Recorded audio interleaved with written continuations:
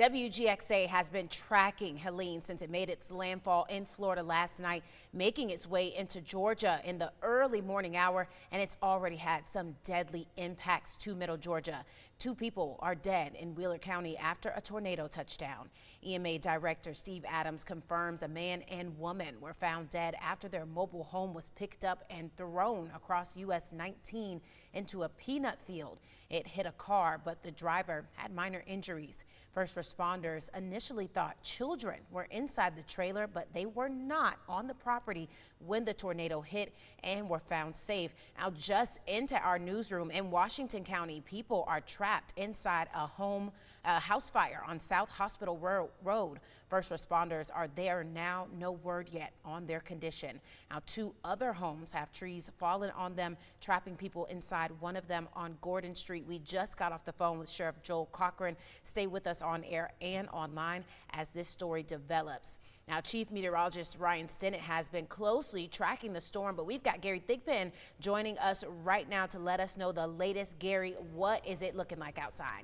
Yeah, good morning, Brittany. Good morning, everyone. The good news is from about Macon westward, we have spared very well during this, but however, eastward has not been so lucky with this system, and we're continuing to see it move out of the area. That's the good news. Yeah, good news for some, not so good news for others. That's exactly right. So good morning, everyone. Let's start off by taking a look at the radar once again. Let's get back over to that radar, and you can see we're still dealing with some, let's go to max 1. We're on max 1 still, if you don't mind. Let's jump back over to our winds here. Now, looking at Hurricane Helene, you can see it is still churning here in the middle Georgia area. It is now a Cat 1 hurricane. Actually has been downgraded to a tropical storm now. Just notice that 70-mile-per-hour wind, so we can change this now to tropical storm. It will continue to weaken as it continues to move on off basically to the northeast rather than the north, and that has actually spared us here in the middle Georgia area from, as far as the Macon area, Warner Robins area, from the worst part of that storm. And the good news is, as I said, it is on its way out of here. However, we still have the tropical storm warnings off to our north and our east. We still have the hurricane warnings to our south. And those likely, hopefully, will be changing pretty soon. But we're still going to keep the flood watch for quite a while, at least through tomorrow evening, because we're still going to have a lot of runoff from all the heavy rain that we have received. The rivers, the streams, the creeks are going to have to watch those for the next several days, as they definitely will be on the rise. And it'll take several days for all of that water to run down and accumulate and cause those rivers to go ahead and rise up. Now, we still have a tornado watch. Mostly, again, this is our eastern counties. Now, these tornado watches have already been trimmed a little bit back this morning. So as the morning progresses, they'll probably continue to trim those. But again, Macon, Warner Robins, currently and westward, you are not in that tornado watch. So it's going to expire at 8 o'clock anyway. So that's the good news. We still have winds gusting out there, 30, 35, 40 miles per hour. As we progress through the day, looking at 6 p.m., you can see winds are down to 20, 25, 30 miles per hour. And then as we get into tomorrow morning early, we're back to 15 to 20 miles per hour. And then looking at during the day tomorrow, we'll see those winds continuing to die down. That's the good news. So we have better weather on the way here in middle Georgia. All right, Brittany, back over to you. And our WGXA News reporters are set up all across middle and South Georgia, showing us what's happening as Helene enters our area. We have seen a lot of wind and a lot of rain this morning. When I was on my way in, it wasn't as bad in Macon, but our Gloria Ruth Finney is live for us in Chris County in South Georgia. She's seeing a lot of that wind and rain over the last few hours. What is it looking like right now, Gloria Ruth? Hey Brittany, we're actually in Wilcox County. We were in Chris County earlier, making our way up to Dodge County in just a little while, but on our way here on 257 near New Friendship Church Road, we came across this downed tree.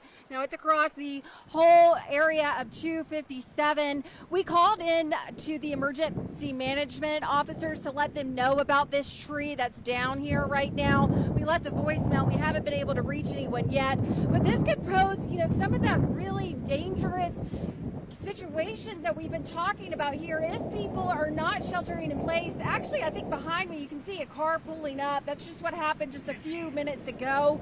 Luckily, they were able to see our light and slow down, but I have to be honest with you, as we were pulling up on top of this tree right here, it was very hard for us to even see it until we were just a couple of feet away. So definitely if people are traveling at speeds, less, 35 miles an hour even, it's hard to really see some of this debris that is in the roadway after Hurricane Helene has ripped through this area. Back to you. Thanks, Gloria. Our Carlos Stevens is stationed in Houston County. He's been there all night getting updates from county officials and Warner Robins city leaders. Carlos, I see you're inside now. I saw you outside a bit ago. What's happening right now in Warner Robins? Good morning, Brittany. Not much happening right now, but we're joined by Warner Robins Mayor LaRonda Patrick, and she was telling me just before we came on air that there were some reports. I'm going to let her tell viewers what reports we have here in the city of Warner Robins. All right, so the news is that the storm has essentially missed us. That's good news. After hitting Cordele, Hurricane Helene did shift east. And essentially missed us. So we don't have much damage in the city of Warner Robins, so that's a wonderful thing to be able to report. We were prepared for the worst, and we got the best outcome. So it was a good test to show how strong we are as a city to make sure we're doing our part to keep our city safe. Another thing to report, the storm is traveling north. It's hitting things north of us. So we are pretty much out of the clear. We do have to wait to make sure that the tropical storm winds subside so that before we know that we're completely in the clear. So we're hoping to have that done soon. And when daylight comes, all teams will be boots on the ground doing an assessment to make sure there's nothing that we missed. Of course, continue to monitor calls, see if there's any aftermath or after effects of Hurricane Helene. But as of now, we are very happy. All right. Thanks, Mayor, for joining us early this morning, all night long. So, Brittany, we're going to send it back to you. Thanks, guys. Sticking with Warner Robins, Rigby's entertainment complex offered shelter for those who didn't feel safe in their homes. Owner Steve Rigby took to Facebook telling people not to hesitate to go to Rigby's, saying the complex is a safe structure for those seeking solace from the storm.